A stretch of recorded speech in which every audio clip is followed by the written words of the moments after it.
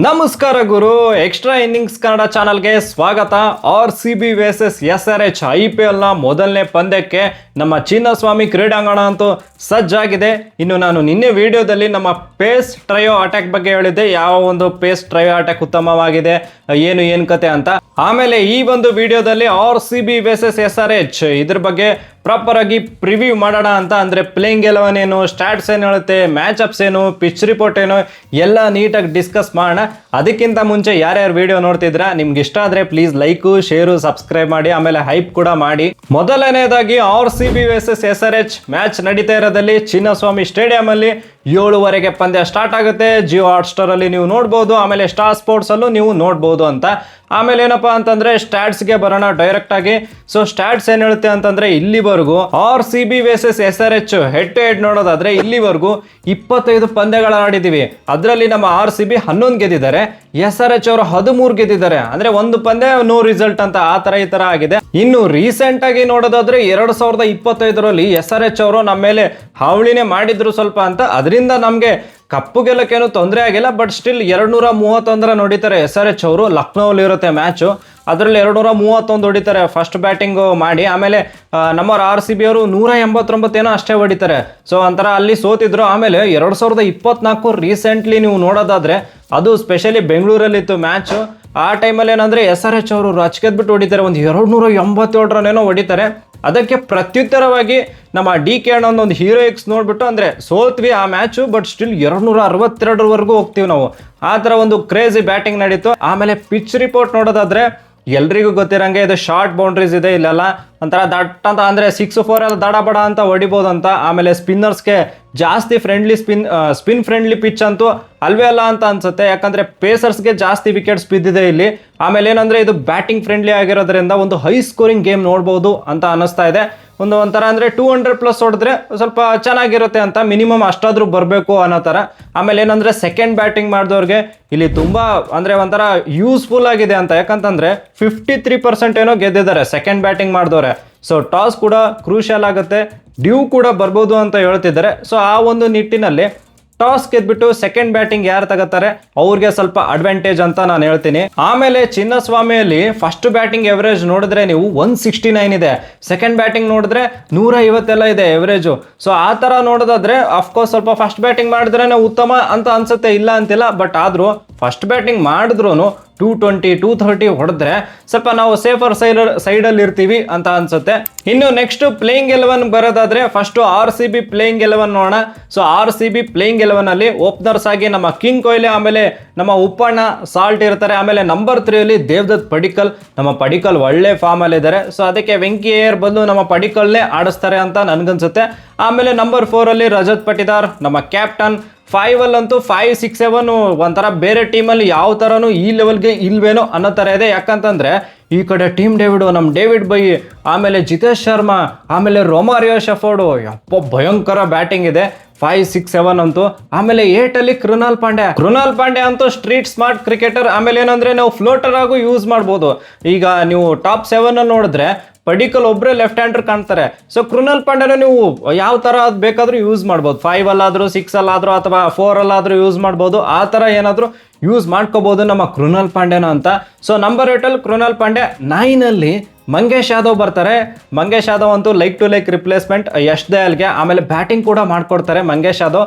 So ಅಂದ್ರೆ ನಾನು ನಿನ್ನೇನು ಹೇಳಿದೆ ಪೇಸ್ ಟ್ರಯೋ ಅಟ್ಯಾಕ್ ಯಾವ ಥರ ಅಂತಂದ್ರೆ ಇವರು ಸೇಫರ್ ಸೈಡಲ್ಲಿ ಮಂಗೇಶ್ ಯಾದವ್, ಭುವನೇಶ್ವರ್ ಕುಮಾರ್, ಆಮೇಲೆ ನಮ್ಮ ಜೇಕಬ್ ಡಫಿ 3 ಜನನ ಆಡಿಸ್ತಾರೆ ಅಂತ ನನ್ಗನ್ಸುತ್ತೆ. ಸೊ ಮಂಗೇಶ್ ಯಾದವ್ ಒಳ್ಳೆ ಪ್ಲೇಯರ್, ಕ್ರೇಜಿ ಪ್ಲೇಯರ್. ಆಮೇಲೆ ಭೂವಿ ಅಂತೂ ಎಕ್ಸ್ಪೀರಿಯನ್ಸ್ಡ್ ಪ್ಲೇಯರ್, ಅಂದ್ರೆ ಸ್ವಲ್ಪ ಅವ್ರ ಮೇಲೇ ಜಾಸ್ತಿ ಟ್ರಸ್ಟ್ ಇದೆ ಈ ಒಂದು ಮ್ಯಾಚಲ್ಲಿ ಅಂತ.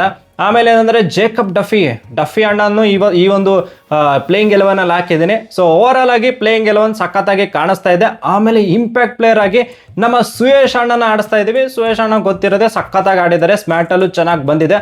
ಸೊ ಇವರು ನಮಗೆ ಟ್ರಂಪ್ ಕಾರ್ಡ್ ಆಗೋದ್ರಲ್ಲಿ ಎರಡನೇ ಮಾತೇ ಇಲ್ಲ ಅಂತ.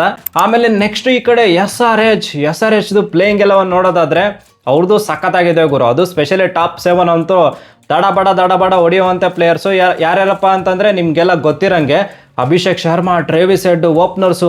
ಅದಾದ್ಮೇಲೆ ನಂಬರ್ 3 ಅಲ್ಲಿ ಇಶಾನ್ ಕಿಶನ್, ಇವಾಗ ಕ್ಯಾಪ್ಟನ್ ಆಗಿ ಆಡ್ತಿದ್ದಾರೆ. ಸೊ ನಂಬರ್ 3 ಅಲ್ಲಿ ಇಶಾನ್ ಕಿಶನ್. ಅದಾದ್ಮೇಲೆ 4 ಅಲ್ಲಿ ಹೆನ್ರಿಚ್ ಕ್ಲಾಸೆನು, 5 ಅಲ್ಲಿ NKR, 6 ಅಲ್ಲಿ ಕ್ರೇಜಿ ಪ್ಲೇಯರ್ ಸಾಲಿಲ್ ಅರೋರಾ ಅಂತೂ ಪ್ಲೇಯರ್ಸ್ ಟು ವಾಚ್ ಔಟ್ ಅಂತಾರಲ್ಲ ಆ ಥರ ಪ್ಲೇಯರ್. ಈ ಕಡೆ SRH ಪರವಾಗಿ ಹೇಳಬೇಕು ಅಂತಂದರೆ ಇಂಟ್ರಾ ಪ್ರಾಕ್ಟೀಸ್ ಮ್ಯಾಚ್ ಏನೋ ಇರುತ್ತಲ್ಲ, ಇಂಟ್ರಾ ಸ್ಕ್ವಾಡ್ ಪ್ರಾಕ್ಟೀಸ್ ಮ್ಯಾಚ್, ಅದರಲ್ಲೂ ಸೂಪರ್ವಾಗಿ ಆಡಿದ್ದಾರೆ. ಸ್ಮ್ಯಾಟಲ್ಲೂ ಸೈಕಾಗಿ ಬಂದಿದೆ ಅಣ್ಣಂದು. ಸೊ ಒಂಥರ ಸೂಪರ್ ಫಾರ್ಮಲ್ಲಿದ್ದಾರೆ ನಮ್ಮ ಸಾಲಿಲ್ ಅರೋರಾ ಅಂತ. ಆಮೇಲೆ 7 ಲಿಯಾಮ್ ಲಿವಿಂಗ್ ಸ್ಟೋನ್ ಇರ್ತಾರೆ. ಆಮೇಲೆ ಏನಂತಂದರೆ 8 ಹರ್ಷಲ್ ಪಟೇಲು, 9 ಜೈದೇವ್ ಉನಾದ್ಕತ್ ಅವರು, ಆಮೇಲೆ ಜೀಸನ್ ಅನ್ಸರಿ, ಆಮೇಲೆ ಇಶಾನ್ ಮಲಿಂಗ ಅಂತ. ನಾನೇನಂದ್ರೆ ಇಂಪ್ಯಾಕ್ಟ್ ಪ್ಲೇಯರ್ ಆಗಿ ಯಾರಂದ್ರೆ ಹರ್ಷ್ ದೂಬೆನೂ ಇಟ್ಟಿದ್ದೀನಿ, ಆಮೇಲೆ ಫುಲೇಟ್ರಾ ಅಂತಲೂ ಇಟ್ಟಿದ್ದೀನಿ. ಸೊ ಅವರು ಒಂಥರ ಇಬ್ರು ಸ್ಪಿನ್ನರ್ಸೇ. ಇವರು ಇಲ್ಲ ಗುರು ಲಿವಿಂಗ್ ಸ್ಟೋನ್ ಜೊತೆನೆ ಹೋಗ್ತೀವಿ ಅಂತಂದ್ರೆ ಇವ್ರನ್ನ ಇಂಪ್ಯಾಕ್ಟ್ ಪ್ಲೇಯರ್ ಆಗಿ ಯೂಸ್ ಮಾಡ್ಕೊಳ್ದೆ ಇದ್ರೂ ಪರವಾಗಿಲ್ಲ ಅಂತ. ಆಮೇಲೆ ಅನಿಕೇತ್ ವರ್ಮನ ಇಂಪ್ಯಾಕ್ಟ್ ಪ್ಲೇಯರ್ ಆಗಿ ಇಟ್ಟಿದ್ದೀನಿ. ಅನಿಕೇತ್ ವರ್ಮನ ಇವರು ಬ್ಯಾಟಿಂಗಲ್ಲಿ ಯೂಸ್ ಮಾಡ್ಕೋಬಹುದು ಇಂಪ್ಯಾಕ್ಟ್ ಪ್ಲೇಯರ್ ಆಗಿ. ಸೊ ನೋಡ್ಬೇಕು ಯಾವ ತರ ಇವರು ಸೆಟಲ್ ಡೌನ್ ಆಗ್ತಾರೆ ಪ್ಲೇಯಿಂಗ್ 11 ಜೊತೆಗೆ ಅಂತ. ಸೊ ಓವರ್ ಆಗಿ ನೋಡೋದಾದ್ರೆ SRH ಸ್ಕ್ವಾಡ್ ನೋಡೋದಾದ್ರೆ ಬ್ಯಾಟಿಂಗ್ ಹೆವಿ ಇದೆ, ಬಟ್ ಬೌಲಿಂಗ್ ಸ್ವಲ್ಪ ಆ ಕಡೆ ಈ ಕಡೆ ಅನ್ಸಿದ್ರು ಒಂಥರ ಎಕ್ಸ್ಪೀರಿಯನ್ಸ್ ಇರುವಂತ ಬೌಲರ್ಸು ಇದ್ದಾರೆ. ಸೊ ನೋಡ್ಬೇಕು ಯಾವ ತರ ಮಾಡ್ತಾರೆ ಅಂತ. ಇನ್ನು ನೆಕ್ಸ್ಟ್ ಮ್ಯಾಚ್ ಅಪ್ಸ್ ನೋಡೋದಾದ್ರೆ ಮ್ಯಾಚ್ ಅಪ್ಸ್ ಅಂತೂ ಅಲ್ಟಿಮೇಟ್ ಆಗಿದೆ. ಸ್ಪೆಷಲಿ ಏನಂದ್ರೆ ನಮ್ಮ ಜೇಕಬ್ ಡಫಿ ಮತ್ತೆ ಭುವಿ ಅವರು ಇಬ್ರು ಸೇರ್ಬಿಟ್ಟು ಈ ಕಡೆ SRH ನ ಟಾಪ್ 3 ಯಾವ ತರ ಟ್ಯಾಕಲ್ ಮಾಡ್ತಾರೆ ಅಂತ ನೋಡ್ಬೇಕು. ಯಾಕಂದ್ರೆ ಅವರು ಟಾಪ್ 3 ಗೊತ್ತಲ್ಲ, SRH ದಡ ಅಂತ ಹೊಡೆಯುವಂತ ಪ್ಲೇಯರ್. ಅಂದ್ರೆ ಈ 3 ಪ್ಲೇಯರ್ಸ್ ವಿರುದ್ಧ ಯಾವ ತರ ಮಾಡ್ತಾರೆ ನೋಡ್ಬೇಕು. ಈ ಒಂದು ಮ್ಯಾಚ್ ಅಪ್ ಮಾತ್ರ ಸಖತ್ತಾಗಿರುತ್ತೆ. ಇನ್ನು ನೆಕ್ಸ್ಟ್ ನೋಡೋದಾದ್ರೆ ನಮ್ಮ ಕೃಣಾಲ್ ಪಾಂಡೆ ಆಮೇಲೆ ಸುಯೇಶ್ ಶರ್ಮಾ ಇವ್ರು ಇಬ್ರು ಈ ಕಡೆ ಹೆನ್ರಿಚ್ ಕ್ಲಾಸೆನ್ ಮತ್ತೆ ಸಾಲಿಲ್ ಅರೋರಾ ವಿರುದ್ಧ ಯಾವ ತರ ಮಾಡ್ತಾರೆ ಅದು ನೋಡ್ಬೇಕು. ಆ ಒಂದು ಬ್ಯಾಟಲ್ ಚೆನ್ನಾಗಿರುತ್ತೆ. ಸ್ಪೆಷಲಿ ಕ್ಲಾಸೆನ್ ಗೊತ್ತಲ್ಲ, ಸ್ಪಿನ್ ಬ್ಯಾಶರ್ ಅನ್ನೋ ತರ. ಇನ್ನು ನೆಕ್ಸ್ಟ್ ಮ್ಯಾಚ್ ಅಪ್ಸ್ ನೋಡೋದಾದ್ರೆ ಈ ಕಡೆ ವಿರಾಟ್ ಕೊಹ್ಲಿ, ನಮ್ಮ ಕೊಹ್ಲಿ ಮತ್ತೆ ಸಾಲ್ಟ್ ಬೇಸಸ್ ಈ ಕಡೆ NKR, ಆಮೇಲೆ ಗ್ಯಾಪಲ್ಲಿ ನಮ್ಮ ಜೈದೇವ್ ಉನಾದ್ಕತ್ ಹಾಕಿದ್ದೀನಿ. NKR ಸ್ಪೆಷಲಿ ಯಾಕೆ ಹಾಕಿದ್ದೀನಿ ಅಂದರೆ ಅವರು ಪವರ್ ಪ್ಲೇಲೇ ಬೌಲಿಂಗ್ ಮಾಡ್ಬೋದು ಅಂತ ಅನ್ನಿಸ್ತಾ ಇದೆ. ಯಾಕಂದರೆ ಇಂಟ್ರಾ ಸ್ಕ್ವಾಡ್ ಪ್ರಾಕ್ಟೀಸ್ ಮ್ಯಾಚ್ ಇರುತ್ತಲ್ಲ ಅದರಲ್ಲಿ SRH ಪರವಾಗಿ ಚೆನ್ನಾಗಿ ಬೌಲಿಂಗ್ ಮಾಡಿದ್ರು ಅವರು ಅಂತ. ಸೊ ನೋಡ್ಬೇಕು ಯಾವ ಥರ ಟ್ಯಾಕಲ್ ಮಾಡ್ತಾರೆ ಅಂತ. ಆಮೇಲೆ ಇನ್ನೊಂದೇನು ಕ್ರೇಜಿ ಮ್ಯಾಚ್ ಅಪ್ಸ್ ಅಂದರೆ ಈ ಕಡೆ ಹರ್ಷಲ್ ಪಟೇಲ್ ಆಮೇಲೆ ಇಶಾನ್ ಮಲಿಂಗ ಆಡಿದ್ರೆ ಸೊ ಹರ್ಷಲ್ ಪಟೇಲ್ ಮತ್ತೆ ಇಶಾನ್ ಮಲಿಂಗ ವರ್ಸಸ್ ಈ ಕಡೆ ನಮ್ಮ 5, 6, 7 ಹಾಕಿದ್ದೀನಿ. ಅಂದರೆ ಜಿತೇಶ್ ಶರ್ಮಾ ಆಯಿತು, ರೊಮಾರಿಯಾ ಶಫರ್ಡ್ ಆಯಿತು, ಆಮೇಲೆ ಡೇವಿಡ್ ಭೈ ಆಯಿತು. ಸೊ ಇವರೆಲ್ಲ ಯಾವ ಥರ ಟ್ಯಾಕಲ್ ಮಾಡ್ತಾರೆ ಅಂತ. ಸ್ಪೆಷಲಿ ಯಾಕೆ ಇವರಿಬ್ಬರು ವಿರುದ್ಧ ಹಾಕಿದ್ದೀನಿ ಅಂದರೆ ಇವ್ರು ಸ್ವಲ್ಪ ಸ್ಲೋವರ್ ಎಲ್ಲ ಸಖತ್ತಾಗಿ ಆಗ್ತಾರೆ. ಹರ್ಷಲ್ ಪಟೇಲ್ ನಿಮಗೆಲ್ಲ ಗೊತ್ತಿರಂಗೆ ಕ್ರೇಜಿ ಬೌಲಿಂಗ್ ಮಾಡ್ತಾರೆ. ಆಮೇಲೆ ಇಶಾನ್ ಮಲಿಂಗನೂ ಕೂಡ ಇವ್ರಿಗೆ ಹೋದ ವರ್ಷ ಸೂಪರ್ ಆಗಿ ಬೌಲಿಂಗ್ ಮಾಡಿದ್ರು. ಸೊ ಆ ಒಂದು ನಿಟ್ಟಿನಲ್ಲಿ ಈ ಮ್ಯಾಚ್ ಅಪ್ಸ್ ಸಖತ್ತಾಗಿರುತ್ತೆ ಅಂತ ಅನ್ಸುತ್ತೆ. ಸೊ ಓವರ್ ಆಲ್ ಆಗಿ ಪ್ಲೇಯಿಂಗ್ 11 ಮ್ಯಾಚ್ ಅಪ್ಸ್ ಆಯಿತು, ಸ್ಟ್ಯಾಟ್ಸ್ ಆಯಿತು, ಆಮೇಲೆ ಪಿಚ್ ರಿಪೋರ್ಟ್ ಆಯಿತು, ಎಲ್ಲದ್ರ ಬಗ್ಗೆ ನೀಟಾಗಿ ಡೀಟೇಲ್ಡ್ ಆಗಿ ಡಿಸ್ಕಸ್ ಮಾಡಿದ್ದಾಗಿದೆ. ಆಮೇಲೆ ಏನಪ್ಪಾ ಅಂತಂದ್ರೆ ಗೂಗಲ್ ಕೂಡ ಸ್ವಲ್ಪ ಪ್ರಿಡಿಕ್ಟ್ ಎಲ್ಲ ಮಾಡಿದೆ ಯಾವ ಥರ ಯಾರು ಗೆಲ್ಬೋದು ಏನು ಕತೆ ಅಂತ. ನಮ್ಮ RCB ಅವ್ರಿಗೆ 54% ವಿನ್ನಿಂಗ್ ಪರ್ಸೆಂಟೇಜ್ ಎಲ್ಲ ಕೊಟ್ಟಿದೆ. ಸೊ ನೋಡೋಣ ನಮ್ಮ RCB ಗೆದ್ದು ಬರಲಿ, ಸಖತ್ತಾಗಿ ಸೂಪರ್ ಆಗಿ ಗೆದ್ದು ಬರಲಿ. ಒಂಥರ ಮ್ಯಾಚ್ ಮಾತ್ರ ಹೈ ವೋಲ್ಟೇಜ್ ಮ್ಯಾಚ್ ಸಖತ್ತಾಗಿರುತ್ತೆ ಅಂತ ನನಗನ್ಸುತ್ತೆ. ಆಮೇಲೆ ನಿಮ್ಗೇನು ಅನ್ಸುತ್ತೆ ಪ್ಲೀಸ್ ಕಮೆಂಟ್ ಬಾಕ್ಸಲ್ಲಿ ತಿಳಿಸಿ ಅಂತ ಹೇಳ್ತಾ that's it for the day. Bye. ಜೈ ಕರ್ನಾಟಕ. ಮತ್ತೆ ಭೇಟಿಯಾಗೋಣ. ನಮಸ್ಕಾರ.